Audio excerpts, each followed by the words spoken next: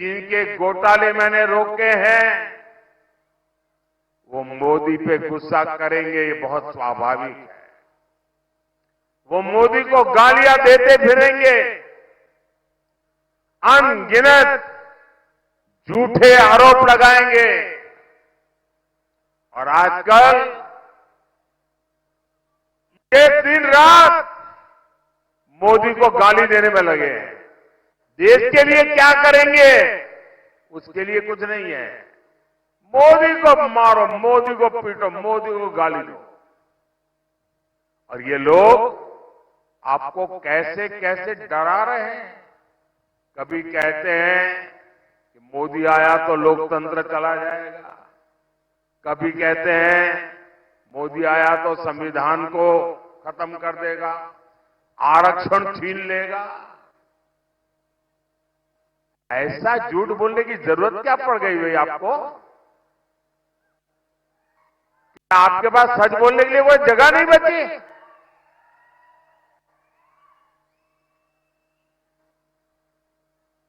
साथियों, आज पार्लियामेंट हो या असेंबली हो, एससी, एसटी, ओबीसी सबसे ज्यादा एमएलसी बीजेपी एनडीए के, सबसे ज्यादा एमएलए बीजेपी एनडीए के, सबसे ज्यादा एमपी बीजेपी एनडीए के। अब उनको लगा ये भी चले गए। ये आज इसलिए दलित, आदिवासी, पिछड़े ये हमारा समर्थन इसलिए कर रहे हैं कि हम जी जान से उनके कल्याण के लिए खप रहे हैं। अब इनकी हालत ये है कि झूठ नहीं चलता है तो हमारे चेहरा उसको उपयोग करके, आर्टिफिशियल इंटेलिजेंस का उपयोग करके उनकी मोहब्बत की दुकान में फेक वीडियो बिकने लगे हैं। ये फेक वीडियो बना रहे हैं। मोदी के भाषण को, मोदी की आवाज को उपयोग करके नई नई चीजें गढ़ रहे हैं। कांग्रेस पार्टी इतनी कंगालियत पर पहुंच गई है, उसको पराजय का भय इतना सता रहा है। और कांग्रेस वाले लिख लो, आप लाख कोशिश करो, मुझे बताइए भाई, हमारे देश में किसी भी पार्टी को सरकार बनानी है तो 272 से ज्यादा सीटें चाहिए कि नहीं चाहिए? किसी को भी बहुमत चाहिए तो 272 से ज्यादा सीटें चाहिए कि नहीं चाहिए? ये इनका पूरे गठबंधन में एक भी पार्टी नहीं है जो 272 से ज्यादा चुनाव लड़ती हो।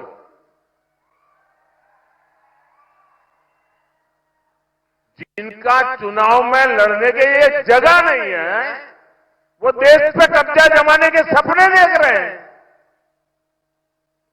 भाइयों बहनों, ये झूठ की दुकान वाले ये जो फेक वीडियो निकाल करके तालियां बजा रहे हैं, ये इनकी दुकानें बंद होनी चाहिए। साथियों, कांग्रेस की एक और चाल से आपको बहुत सावधान रहना है। कांग्रेस की नजर अब आपकी मेहनत की कमाई पर पड़ गई है।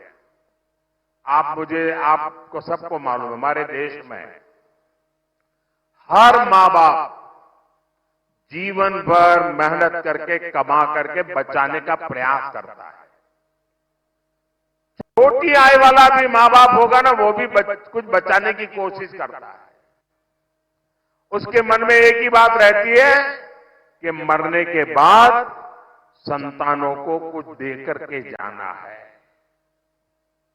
अब कांग्रेस पार्टी ने ये मन बना लिया है और उनके एक फिलोसोफर ने तो घोषणा भी कर दी है कि वो ऐसा कर लगाएंगे, ऐसा कर लगाएंगे, ऐसा टैक्स लगाएंगे कि अब आप जो कमाया हुआ धन है, आपके पास जो स्त्री धन पड़ा हुआ है, जो मंगलसूत्र पड़ा हुआ है, अब वो आप अपने बच्चों को नहीं दे पाएंगे।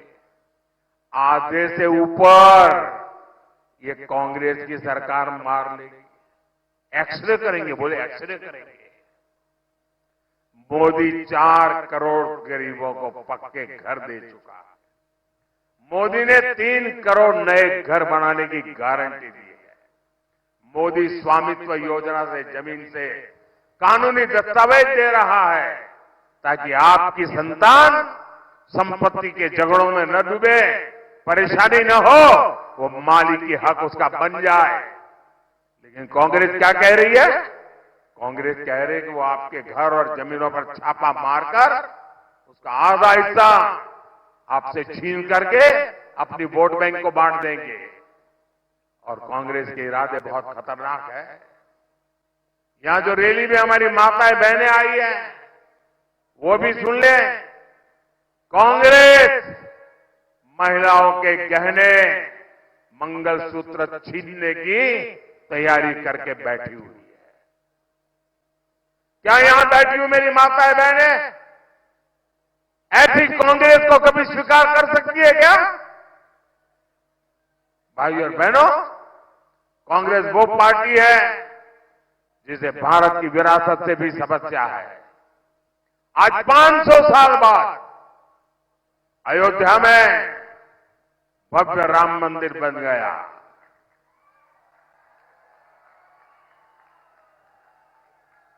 आज पूरी दुनिया से राम भक्त अयोध्या जा रहे हैं।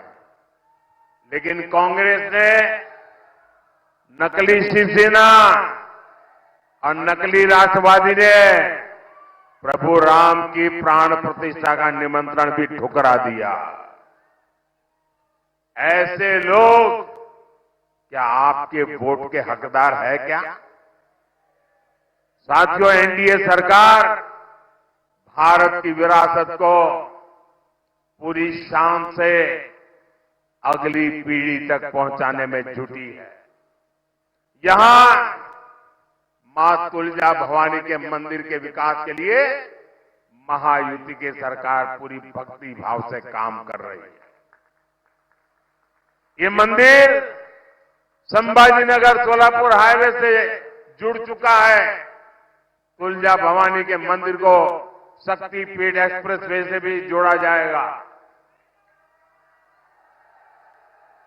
यहां लातूर से टेम्पुड़ी के बीच भी महामार्ग बनाया जा रहा है। सोलापुर, तुलजापुर, धाराशिव का रेल मार्ग भी जल्दी पूरा हो जाएगा और इससे आपका शहर बहुत बड़ा जंक्शन हो जाएगा। साथियों, एक जमाना था जब धाराशिव से सिर्फ एक ट्रेन चलती थी। आज ये संख्या 2 दर्जन तक पहुंच चुकी है। लातूर की रेल कोच फैक्ट्री हो या फिर टेक्सटाइल पार्क, इससे बड़ी संख्या में रोजगार भी पैदा हो रहे हैं। साथियों, ऐसे हर काम तेज गति से हो और जल्दी से जल्दी उसके फल आपको मिले, इसके लिए 7 मई को भारी संख्या में बहन अर्चना पाटिल जी के पक्ष में मतदान करना है। बहन अर्चना पाटिल जी के पक्ष में मतदान करना है।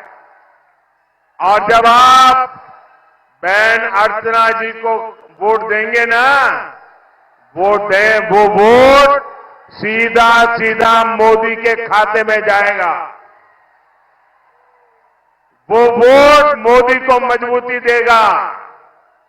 तो आप ज्यादा से ज्यादा मतदान करेंगे, कितनी भी गर्मी क्यों न हो मतदान करेंगे, ज्यादा से ज्यादा बूथ जीतेंगे, भारी बहुमत से जीतेंगे। अच्छा, मेरा एक और काम करेंगे, मेरा एक काम करेंगे आप लोग, जरा हाथ ऊपर करके बताइए तो मैं बताऊं। मेरा पर्सनल काम है, करेंगे।